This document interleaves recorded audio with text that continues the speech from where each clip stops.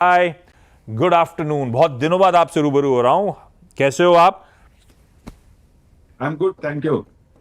Umesh sir, yes. थोड़ा सा adverse reaction, हाँ एक समय तो काफी एडवर्स था, अब तो फिर भी स्थिति सुधरी है, लेकिन निफ्टी का आज श्रीराम फाइनेंस फ्राइडे के उस नीजर्क के बाद पेन में ही कामकाज होता हुआ, शायद थोड़ा बहुत कंसर्न होगा उस राइट ऑफ का जो इस Q4 में आपने लिया, 2345 करोड़ रुपए ऑफ ग्रॉस एनपीए। क्या कारण था इस राइट ऑफ का? किस तरह के अकाउंट्स हैं इसमें? क्या मामला है? नहीं, ये सब टेक्निकल राइट ऑफ है। ये सब हमने फुल्ली प्रोवाइड किया है ऑलरेडी। सो फुल्ली प्रोवाइड करने के बाद हम सोचा कि as and when we recover we will show as a income, इसलिए हमने वो वन टाइम राइट ऑफ किया है। वन टाइम राइट ऑफ किया, टेक्निकल मतलब? और पता है, शायद कंसर्न इस तरह का हो कि ऐसा तो नहीं है मैक्रो एनवायरनमेंट डिटोरिएट हो रहा है, ये राइट ऑफ के बाद सब लोग एक्सट्रापोलेट करने लगते हैं, और शायद वो स्टॉक पे वाकई इंपैक्ट भी इसीलिए हो रहा था। कोई एसेट क्वालिटी रिलेटेड कोई कंसर्न्स वंसर्न्स तो एलिवेट नहीं हो रही ना ना, उमेश सर? ना ऐसा कुछ नहीं। ये more than 12 months over due accounts, वहां पे हमने कहाँ पे फुल्ली प्रोवाइड किए हैं ऑलरेडी, वहां पे हमने किया है। और हमको लगता है कि क्रेडिट सिचुएशन मजबूत हो रहा है, स्पेशली रूरल एरिया में it's improving. So we feel benefit will come. अभी अगले 2 क्वार्टर में अच्छा बेनिफिट मिलेगा। और मानसून का एक पॉजिटिव प्रिडिक्शन होने से हमें लगता है कि 1 साल तक और अच्छा एक रूरल क्रेडिट क्वालिटी इंप्रूव रहेगा। पहले मेरे आपने एनवायरनमेंट कंड्यूसिव का, हालात अच्छे होंगे, मॉनसून शायद ट्रेजेक्ट्री को और इम्प्रूव कर दे, और जहां तक स्काईमेट हो, जहां तक आईएमडी हो, सब मान के चल रहे हैं मॉनसून इस बार नॉर्मल होगा, अपर थ्रेशोल्ड को ही हम चैलेंज कर रहे होंगे। अच्छा, तो मेरे तो जहन में था कि कोई साइंस ऑफ स्लो डाउन तो नहीं, क्योंकि इस बार की अगर कंपनी के हिस्टोरिकल एवरेजेस से देखें तो ऐसा लग रहा है डिसबर्समेंट ग्रोथ थोड़ी सी धीमी पड़ी। क्यों? हाँ, फोर्थ क्वार्टर एक नॉर्मल हाई फोर्थ क्वार्टर नहीं रहा। वो थर्ड क्वार्टर का ऑन पार रहा। नॉर्मली थर्ड क्वार्टर से फोर्थ क्वार्टर लार्ज रहता है। उतना बड़ा क्रेडिट डिमांड नहीं दिखने के लिए मिला, स्पेशली अर्बन एरिया में। और एक इंडस्ट्रियल एक्टिविटीज उतना एक जो एक एक उत्सुकता नहीं था इंडस्ट्रियल एरिया में, स्पेशली न्यू व्हीकल सेगमेंट में। सो थोड़ा वहां पे क्रेडिट डिमांड कम लगा हमको। अच्छा, दो सवाल उमेश सर, क्योंकि आप आते हो हमेशा, मैं इंडस्ट्री का चेक लेता हूं आपसे, आप उसमें हमेशा मदद करते रहे हो। दो मैक्रो ट्रेंड्स हैं। एक तो regulator reserve bank of India ब्याज दरें काटने के सिलसिले की शुरुआत कर चुका है। इन ऑल प्रोबेबिलिटी अभी there is more in store, शायद और दरों में कटौती आने वाले समय में देखने को मिलेगी, ऐसा लगता है। ज्यादातर सारे एक्सपर्ट्स यही कह रहे हैं, मैं रिपोर्ट्स पढ़ रहा था।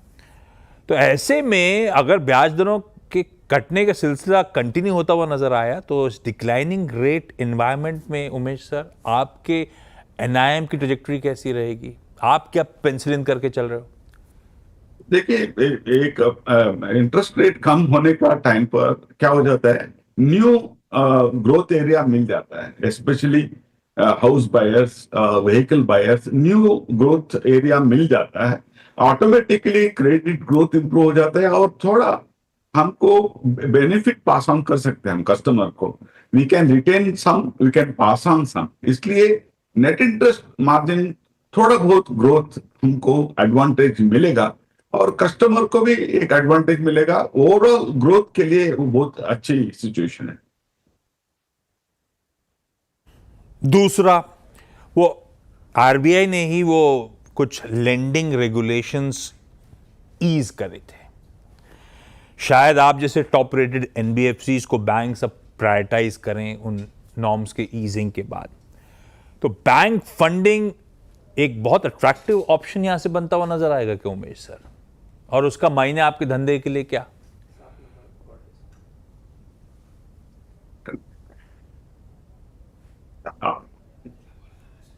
उमेश सर, आवाज आई? आवाज आपका ऑडियो क्लियर नहीं था, आप रिपीट कर सकते हो? हाँ बिल्कुल सर, दो बार करूंगा आपके लिए। अच्छा, एक और आरबीआई रेगुलेटर की तरफ से था, उन्होंने certain lending norms ease off करे थे।